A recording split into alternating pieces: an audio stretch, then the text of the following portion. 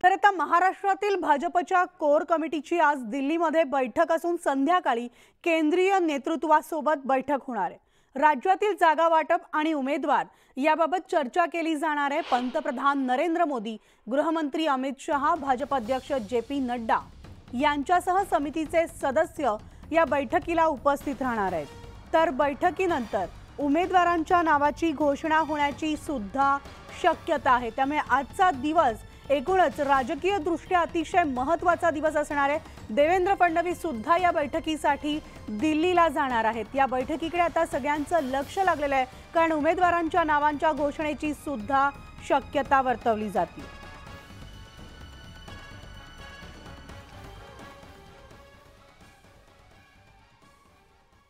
महायुती नेत्यांच्या बैठकीमध्ये राज्यातील 48 लोकसभा मतदारसंघाच्या जागा वाटपासंदर्भात 2 फॉर्म्युलावर सविस्तर चर्चा झाल्याची माहिती मिळते।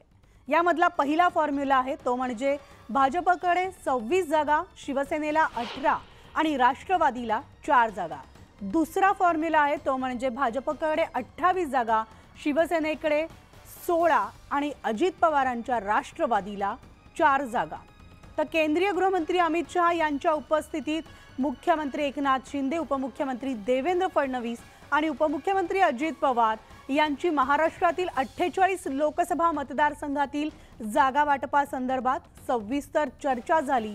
यावेळेस चर्चेमध्ये तीनही पक्षांनी आपापला पहिला प्रस्ताव मांडलेला आहे। मात्र आता असंही कळतंय भाजपकडून 32 किंवा 35 जागांचा दावा केला जाणार आहे आणि इतर 2 गटाला म्हणजे शिंदे गटाला आणि अजित पवार गटाला ज्या जागा विजयी होतील त्याच जागा दिल्या जातील असंही बोललं जातंय।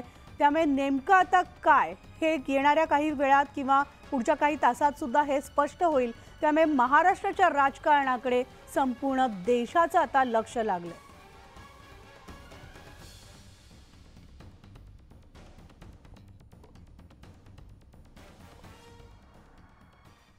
आगामी निवडणुकीच्या पार्श्वभूमीवर सह्याद्री अतिथीगृहावर केंद्रीय मंत्री अमित शहांच्या उपस्थितीत मुख्यमंत्री आणि दोन्ही उपमुख्यमंत्र्यांच्या उपस्थितीत ही महत्त्वाची बैठक पार पडली। बैठकीमध्ये जागा वाटपावर शिक्कामोर्तब झाल्याची सूत्रांनी माहिती दिली आहे। तर 400+ टार्गेट डोळ्यासमोर ठेवून राज्यात महायुती म्हणून कामाला लागा अशा सूचना अमित शहांनी मंत्र्यांना दिल्या। तर जागा वाटपावर जास्त चर्चा करत न बसता आपला मिशन जो आहे, मिशन मोदींना पुन्हा पंतप्रधान करायचंय आणि हेच तुम्ही डोळ्यासमोर ठेवा असे आदेश अमित शहा यांनी दिलेत। जागा वाटपामध्ये महायुतीमध्ये कुणावरही अन्याय होणार नाही।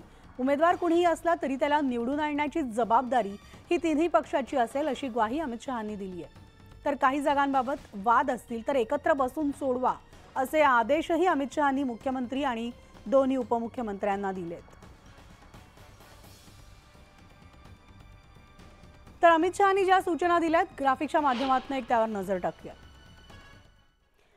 400+ टार्गेट डोळ्यासमोर ठेवून राज्यात कामाला लागा। पंतप्रधान नरेंद्र मोदींना पुन्हा पंतप्रधान करायचंय हे डोळ्यासमोर ठेवा। जागा वाटपामध्ये कोणावरही अन्याय होणार नाही। महायुतीच्या उमेदवाराला निवडून आणण्याची जबाबदारी तिन्ही पक्षांची असेल